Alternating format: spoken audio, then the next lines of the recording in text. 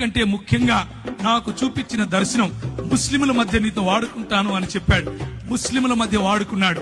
నేను వెళ్ళినప్పుడు 6 మంది, ఒక్క వ్యక్తి ప్రభువుని నమ్ముకోవటానికి 5 ఏళ్లు పట్టింది.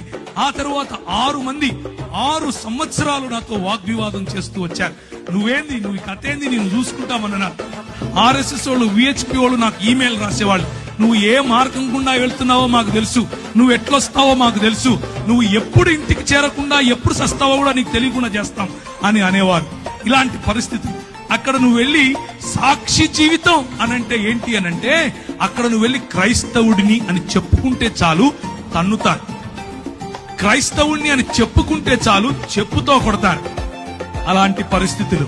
కానీ స్టెఫెనును ఆశీర్వదించినట్లుగా, స్టెఫెనుకు వాక్ చాతుర్యం ఇచ్చినట్లుగా, స్టెఫెనులో వాక్ ప్రభావం ఇచ్చినట్లుగా, స్టెఫెనును ఏ విధముగా జ్ఞానముతోనూ కృపతోనూ ప్రభువు నింపాడో అలా యవ్వనస్తులను నింపగలడు.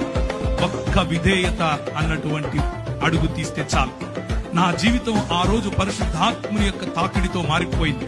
పరిశుద్ధాత్ముడు నా జీవితంలో తెలియని అగ్నిని రగిలింపజేశాడు. పరిశుద్ధాత్ముడు నా జీవితంలో ఇచ్చిన ఛాలెంజెస్. నేను వెళుతూ ఉంటే నాకు అన్ని బెడ్స్ ఆఫ్ రోజెస్ అందరూ వచ్చి కాళ్ళ మీద పడిపోయి పైసలు ఇచ్చేసి ఏమో చేశారనుకున్నారా? కాదు. అడుగడుగు నా ఛాలెంజెస్, అడుగడుగు నా బలహీనతలు, అడుగడుగు నా తెలియనటువంటి నేను ఎలా చేయాలి ఇప్పుడు అన్నటువంటి పరిస్థితి. కానీ ప్రభువు నమ్మకస్తుడు. ప్రభువు మనల్ని విడిచిపెట్టాడు. పిలిచిన పరిశుద్ధాత్ముడు మనల్ని విడిచిపెట్టాడు. మనల్ని అభిషేకించిన పరిశుద్ధాత్ముడు ఎక్కడెక్కడ నీకు ఏ ఏ పరీక్షలు పెడుతున్నాడో ఆ పరీక్ష ఉత్తీర్ణుడైనటువంటి మరుక్షణం తన ప్రత్యేక